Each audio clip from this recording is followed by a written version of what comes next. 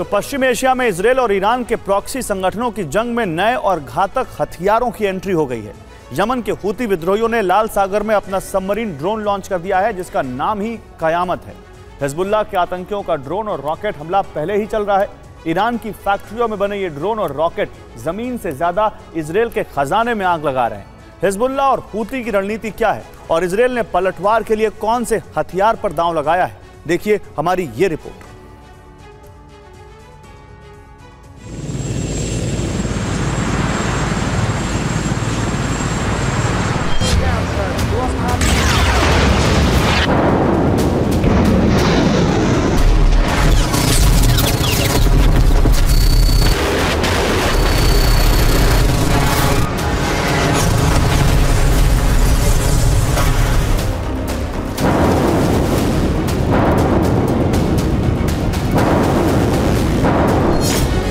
Iran के proxy मचाएंगे और हाहाकार।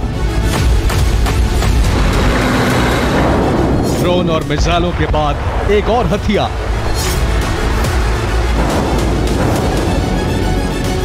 समंदर में होगा हूती का मौन प्रहार। अब इजराइल कैसे करेगा पलटवार?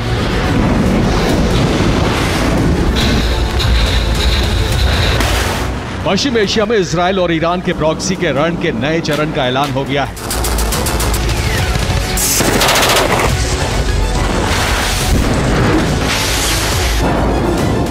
यमन के हूती विद्रोहियों ने इजराइल के बंदरगाहों और अमेरिकी युद्धपोतों का संहार करने के लिए नया हथियार लॉन्च कर दिया है, जिसका नाम है अल कारिया।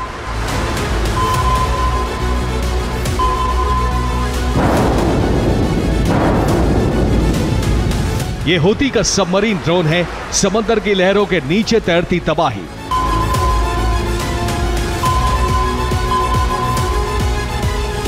इस सबमरीन ड्रोन का वीडियो जारी करके हूती विद्रोहियों ने ऐलान किया है कि वो इजराइल पर भीषण प्रहार करने के लिए तैयार है।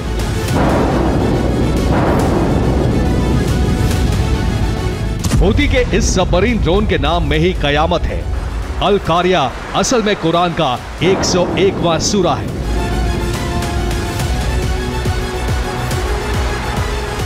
जिसकी 11 आयतों में कयामत के मंजर का ब्यौरा बताया गया है। अल कारिया का मतलब ही होता है दुर्भाग्य, विपत्ति, प्रहार, जिसका अंजाम होगा कयामत।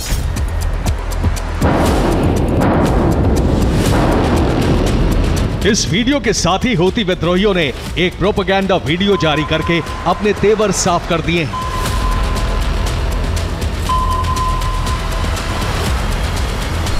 इस वीडियो में हूती के विद्रोही यमन की सेना को अपने रॉकेट और ड्रोन से निशाना बनाते नजर आ रहे हैं।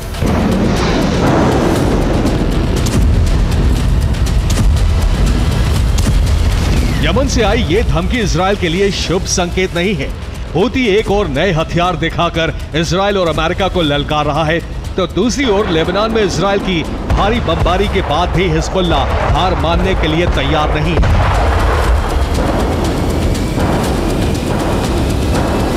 हिजबुल्लाह के ड्रोन और रॉकेट हमले इजराइल पर जारी हैं।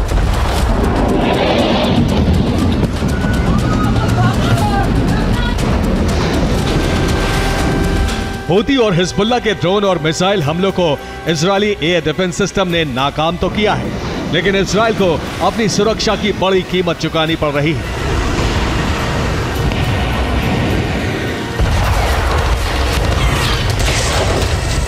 हूती और हिजबुल्लाह के फाइटर्स अपने ड्रोन और मिसाइलों को इजराइल के एयर डिफेंस सिस्टम का निवाला बनाने के लिए क्यों भेज रहे हैं, यह भी समझ लीजिए।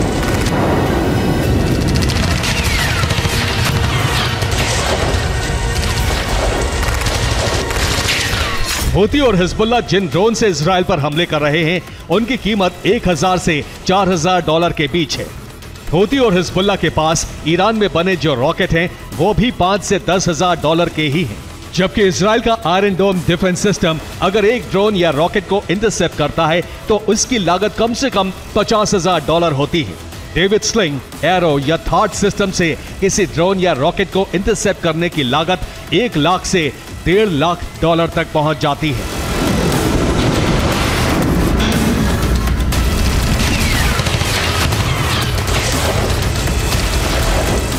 ये सीधा सा हिसाब है कि हूती और हिजबुल्लाह के हमलों से निपटने में इजराइल को 5 से 10 गुना ज्यादा कीमत चुकानी पड़ रही है।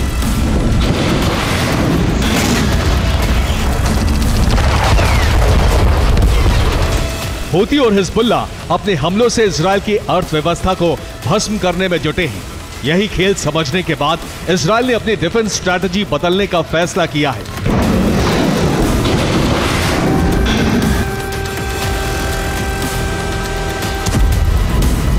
इजराइल अब आयरन डोम, डेविड स्लिंग, एरो और थार्ड के बजाय हूती और हिजबुल्लाह के ड्रोन को हवा में ही भस्म करने का हथियार उतारने जा रहा है।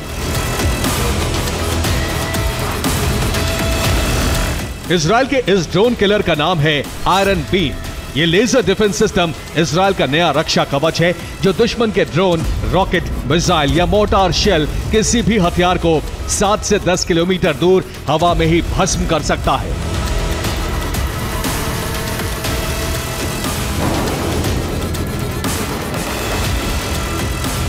इजराइल ने अपने इस हथियार की नुमाइश पहली बार साल 2014 में सिंगापुर एयर शो में की थी।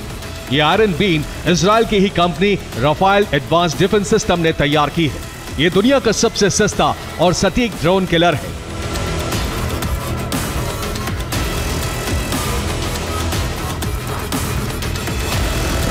आयरन बीम से किसी ड्रोन या रॉकेट को भस्म करने में सिर्फ $5 खर्च होते हैं।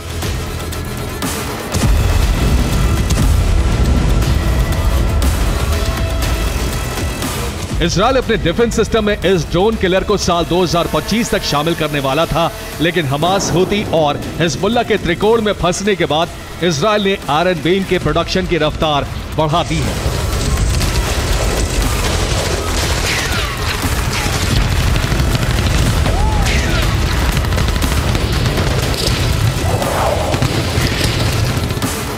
खबर है कि इजरायली सेना ने आयरन बीम ड्रोन किलर की सप्लाई के लिए राफेल एडवांस्ड डिफेंस सिस्टम को 413 मिलियन यूरो यानी करीब 4,500 करोड़ रुपए का ऑर्डर जारी कर दिया है।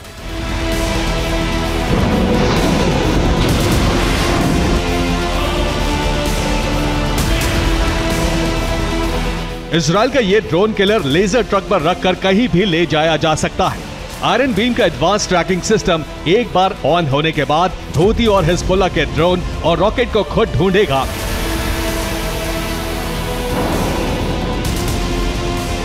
और फिर 100 किलोवाट एनर्जी वाली लेजर बीम पलक झपकते ही उस ड्रोन या रॉकेट को भस्म कर देगी।